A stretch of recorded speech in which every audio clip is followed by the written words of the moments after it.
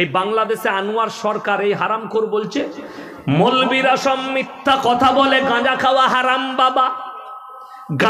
গাঁজা গাছটা হচ্ছে সিদ্ধি গাছ, আল্লাহর সৃষ্টি, হারাম হবে কেন? এবার পায়খানাটাও তো আল্লাহর সৃষ্টি, ওটা খা। কথাটা বুঝতে পারেন? অত তো বাজার ঘাট করার দরকার নাই, যে মালটা বেরোচ্ছে ওটাই চালা ঘুরিয়ে। হারামখোর। সুরটাও আল্লাহর সৃষ্টি, সৃষ্টি না সৃষ্টি নয়, কিন্তু আমার আল্লাহ হারাম আর হালাল বুঝিয়েছেন। জোরে বলুন সুবহানাল্লাহ। আপনি এদেরও ভক্ত আছে বাংলাদেশে? নাই, গাদা আছে। কি বলে, যেমন আমাদের দেশে মৌলবীরা, আমরা তসবি করি না, এ কথা বলেন না কেন? আমরা তসবি করি, সুবহানাল্লাহ সুবহানাল্লাহ সুবহানাল্লাহ, আলহামদুলিল্লাহ আলহামদুলিল্লাহ, আল্লাহু আকবার আল্লাহু আকবার, পড়ি না? পড়ি না। শুনেছেন? আচ্ছা, আমি এতক্ষণ যে বললাম, সবাই একবার আমার সঙ্গে বলুন লা ইলাহা ইল্লাল্লাহ মুহাম্মাদুর রাসূলুল্লাহ। কই একটাও লোক লাফিয়ে স্টেজে এলো না তো? এলো? বাংলাদেশে কিন্তু কেউ যদি এরকম বলে দেয়, কোনো বক্তা তো লাফিয়ে স্টেজের উপরে চলে আসে। একজনাকে দেখলাম বক্তার ঘাড়ে চেপে পড়েছে। কি বুঝলেন?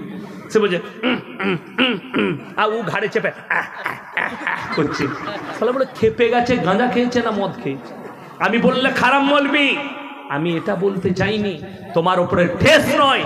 এগুলো ইসলামকে বিকৃত করা হচ্ছে, ইসলামকে মানুষের সামনে আপনার গান বাজনার দ্বারা প্রচার করা হচ্ছে। কখনো গান বাজনা জায়েজ নয় ইসলামে। আমাকে অনেকজন মনে করে বিরোধী মৌলবি। না, তোমাকে আমি বলে যাচ্ছি, হে রামপুর হাটের মানুষেরা, আমি পীর বিরোধী মৌলবি নই, আমি কখনো পীর বিরোধী নই, আমি হচ্ছি সিস্টেম বিরোধী মৌলবি। তার চেহারাটা দেখলাম কিরকম জানেন? ঠিক মনে হচ্ছে চিকেন তন্দুরি, শিক কাবাব। আমি বলি এই মাল। আবার আমার লেগে বলে যে মোটা পাড়া বক্তা আছে, আমার লেগে বলেছি তুই তো আমার পায়ের তার সমানও হবি না, আমার পায়ের থেকেও পাতলা, তোর এত বার হলো কি করে?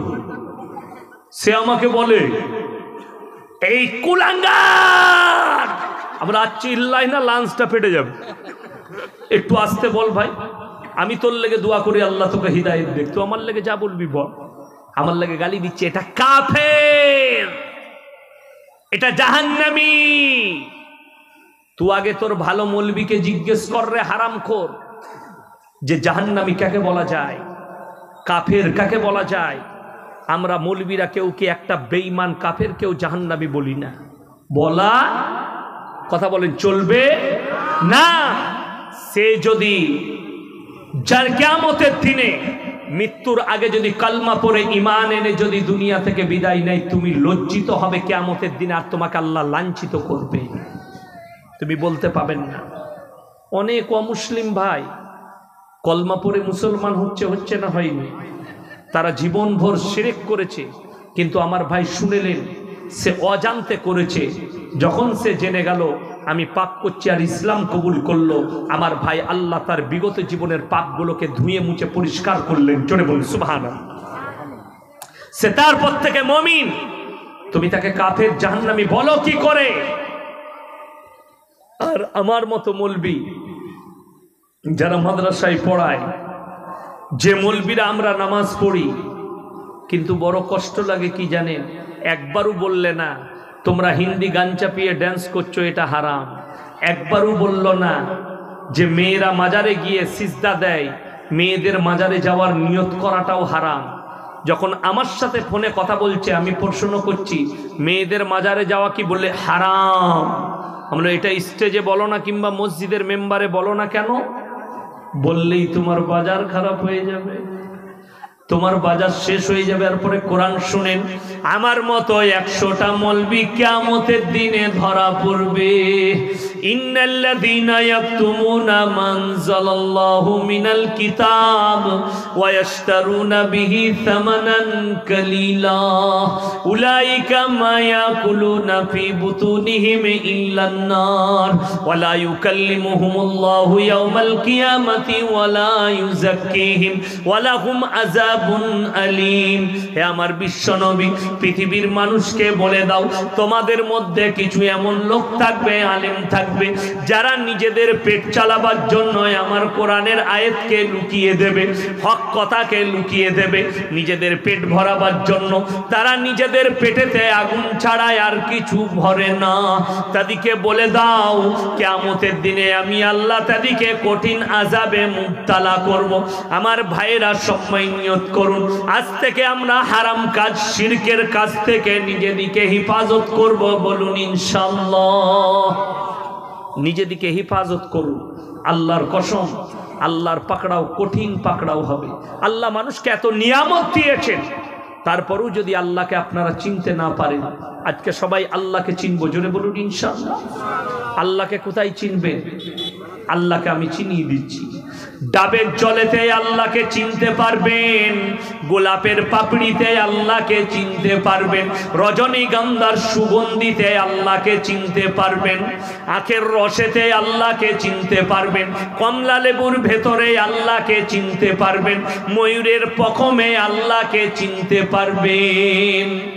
একটা ছেলে যদি একটা ময়ূরের ছবি আঁকে, তাকে সমাজের লোক বলে দারুণ শিল্পী, রাষ্ট্রপতি পুরস্কার দেওয়া হয়। ভাই, তোমার ওই আঁকা ছবিতে একটু পানি পড়ে গেলে তোমার কালারটা ডিসকালার মেরে দেবে। আল্লাহর কসম, আল্লাহ যে ময়ূরকে সৃষ্টি করেছে, জঙ্গলে মাসের ওপরে মাস, তাদের পখমে বৃষ্টি বর্ষণ হয়, তাদের কালারে তুমি এতটুকু ডিসকালার পাবে না। জোরে একবার বলুন সুবহানাল্লাহ। সিজদায় পড়া দরকার। তোমার আঁকা ছবিতে যদি রাষ্ট্রপতি পুরস্কার পাও, যিনি ময়ূরটাকে সৃষ্টি করে কালার দিয়েছেন, তিনি কি পুরস্কারের প্রাপ্য একবার নিজে ভেবে দেখো। সারা জিন্দেগি সিজদায় পড়ে থাকলে আমার আল্লাহর প্রশংসা করে শেষ করতে পারবে না। যিনি সৃষ্টি করেছেন ময়ূরটাকে, কমলা লেবু, গোটা পৃথিবীর বিজ্ঞানকে এক কাছে করুন, কমলা লেবুটা ফেড়ে প্লেটে রেখে দেন, তাদেরকে বলুন যেভাবে গুছানো ছিল ওইভাবে একবার গুছিয়ে দেখাও, পৃথিবীর বিজ্ঞান ফেলুয়ার হয়ে যাবে। বেদনাটা আল্লাহ যেভাবে সাজিয়েছে, তাদেরকে বলো এইভাবে সাজিয়ে দাও। ডাবের ভেতরে জল গেল কি করে? বিজ্ঞানের স্টুডেন্টকে যদি জিজ্ঞেস করেন, সে বলবে ইনটু মাইনাস প্লাস অমুক তমুক করে মালটা চলে গেছে। কেটে দেখাতে পারবি মালটা কোন দিকে গেছে? না। আল্লাহর কসম, সবাই একবার আল্লাহর শুকর আদায় করে বলুন আল্লাহু আকবার। কেন? পৃথিবীর মানুষের ক্ষমতা নেই। শোনো, বিজ্ঞান হচ্ছে আপেক্ষিক। আজ যেটা বলছে কাল সেটা চলবে না, আজ যেটা বলছে কাল সেটা ঘটবে না। বিজ্ঞান আপেক্ষিক। এই চৈত্র মাস আসছে সামনে, যেমনি চৈত্র মাস ঢুকবে দেখবেন 10-এর পর থেকে উত্তর পশ্চিম দিক থেকে উড়িষ্যার বর্ডারের ওপর দিয়ে, হাওড়া, হুগলি, মেদিনীপুর, বীরভূম, মুর্শিদাবাদের ওপর দিয়ে 180 কিলোমিটার গতিতে ঝোড়ো হাওয়া বয়ে যাবে, বজ্রসহ বৃষ্টিপাত হতে পারে। দেখা গেল সেদিনে মাল ফাঁকা চলে গেল, কিছুই না। আর যেদিনে বললে আজকে কোনো সম্ভাবনা নাই, সেদিনে ফাটিয়ে দিয়ে চলে গেল, বলে এই মালটা ছিল কোথায়, বলে ওটাই আমাদের জানা নাই। তার নাম কি? সকলে জোরে বলো আল্লাহ।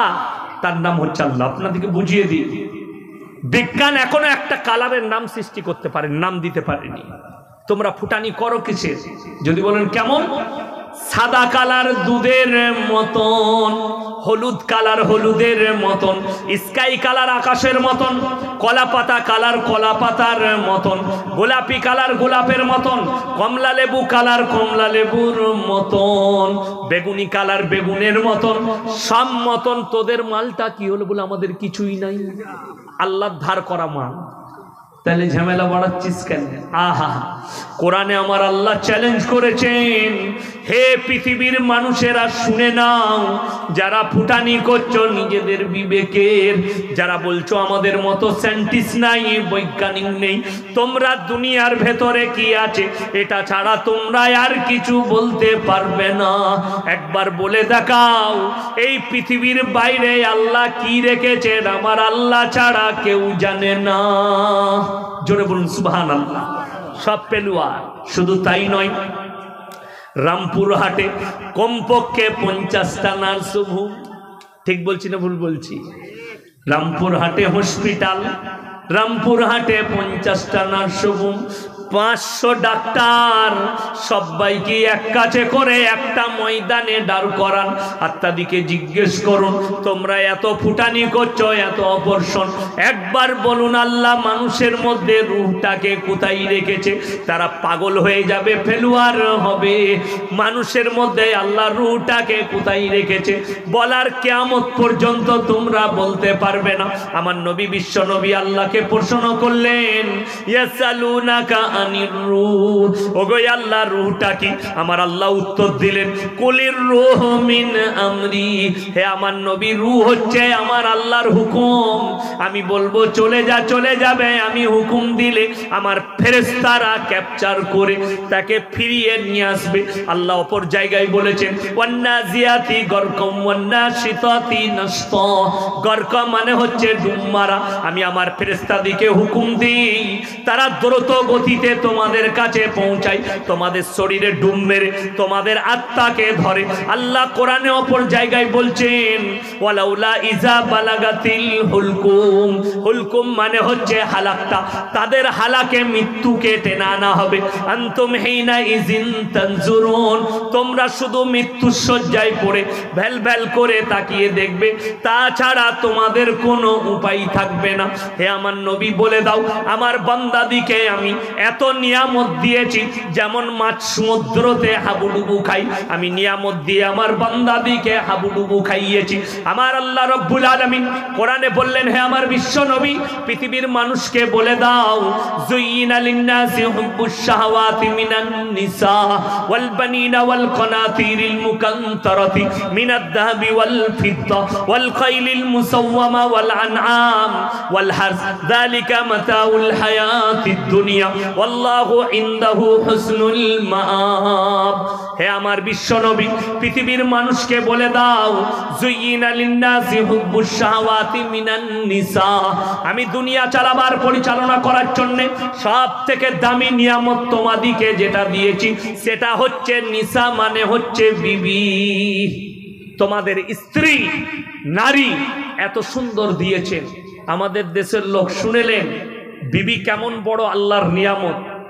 বউ যদি ঝগড়া করে, এই আমি বাপের বাড়ি যাচ্ছি বলে এক্ষুনি বেরো, তোর দরকার নাই। বউ গুটি পাটি নিয়ে বাপের বাড়ি চলে গেল। একদিন গেছে, 2 দিন গেছে, 3 দিন গেছে, 4 দিন গেছে, 5 দিন গেল, রাতের বেলায় আর ঘুম আসছে না। রাত 12টায় খালি বউকে মিস কল মারছে, পিচিক পিচিক করে। বউ ফোন করে বলে, মিস কল মারছো কেন? রাগ করছো কেন? রাগ করো না। মাল একদম ঠান্ডা। কথা বুঝতে পেরেছেন না পারেননি?